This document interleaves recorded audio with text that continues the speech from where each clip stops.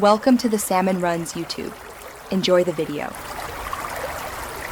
You start by locking down stability and exposure so your multiple frames align and blend cleanly. Mount the Canon on a tripod and use a remote or the 2 self-timer to eliminate shake. Choose manual or aperture priority so aperture stays constant.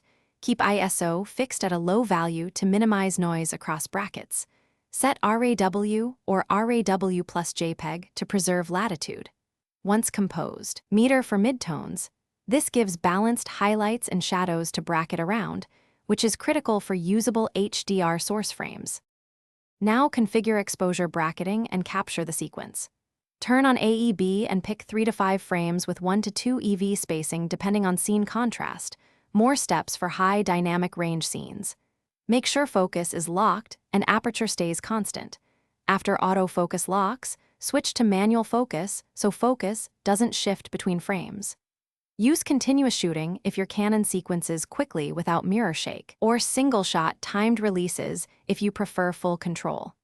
Once done, review the frames on the LCD to confirm consistent framing and exposure steps. Finish by merging and toning the bracketed files so your HDR image looks natural and detailed. Import the RAW files and use merge to HDR in Lightroom, Photoshop, or Canon software. These preserve full dynamic range.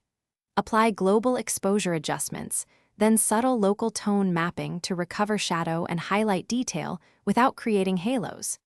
If you see ghosting from subject movement, enable deghost in the merger or manually mask frames.